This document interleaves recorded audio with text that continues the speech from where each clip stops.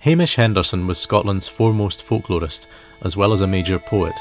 He was recipient of the Somerset Maugham Prize for Literature in 1949, and a songwriter of international standing, whose songs have been acknowledged by such figures as Pete Seeger, Bob Dylan and Nelson Mandela.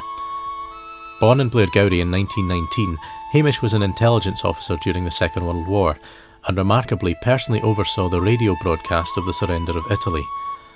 Upon his return to Scotland, he was soon involved in the foundation of the School of Scottish Studies at the University of Edinburgh, which sought to systematically collect, preserve and promote Scotland's folk culture for the first time. Over the next 40 years, Hamish was responsible for the collection of thousands of hours worth of archive recordings of folk songs, tales and other cultural riches in both Scots and Gaelic languages, vital to the understanding of Scotland's people, its traditions and ways of life. He collected in particular from members of the travelling community, considered by scholars to be the guardians of much Scottish oral tradition, and some might say the bedrock of the cultural revival enjoyed in today's post-devolution Scotland. Now, throughout his life, Hamish was a passionate campaigner on many issues, not least the anti-apartheid and anti-nuclear movements, and these manifested themselves in his songwriting, including Rivonia, which reached the freedom fighters in South Africa, and eventually Nelson Mandela himself. Mandela, free Mandela, free Mandela, free Mandela. Now, if you found the link to this video, the chances are you know a lot of this already and the amazing cultural being that Hamish Henderson was. So why are we making this appeal?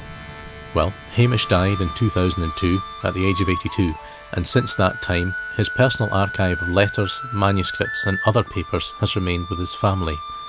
This includes correspondence with a wealth of notable cultural figures such as Alistair Gray, Naomi Mitchison, Norman McCaig, Ian Hamilton Finlay, George Mackay-Brown, Trevor Royal, Charles Parker, Ewan MacColl, Matt McGinn, Dominic Behan, Jean Redpath, Jeannie Robertson, Belle Stewart, Alan Lomax, Pete Seeger, to name but only a few. Additionally, the archive contains manuscripts of Hamish's unpublished poems, correspondence from his time in Germany in the 1930s, and notebooks from his field collecting, as well as some items belonging to other major folklore collectors such as Gavin Gregg of Aberdeenshire, given to Hamish by his descendants. The papers have been valued at nearly £100,000, and attempts have been made to date to raise the funds for a national body to acquire the papers for the nation, but without success. My name's Steve Byrne, and some of you in the folk music community might know me from the folk song band Malinky. I'm also a graduate of the School of Scottish Studies, and I worked for several years for the Tober and Dulchas Kista Riches project, which was involved in digitising and cataloguing many of the tapes in the school's sound archive, including those collected by Hamish over the years. Since 2008, I've worked with the Henderson family to try and secure the fate of Hamish's papers, and in that time we've set up the new Hamish Henderson Archive Trust. Now, the 25 boxes of Hamish's papers have never been catalogued, so it's our intention now to raise £2,000 or more to allow the Trust to spend the month of July compiling a basic inventory of the papers for the first time to aid in future negotiations. Now, in return for your support in this first campaign, you would receive a limited first edition copy of the new Hamish Henderson Journal, which we propose to start once the papers have begun being more fully catalogued. Published annually, the journal will focus on the life and work of Hamish, using the material in the archive as its main resource.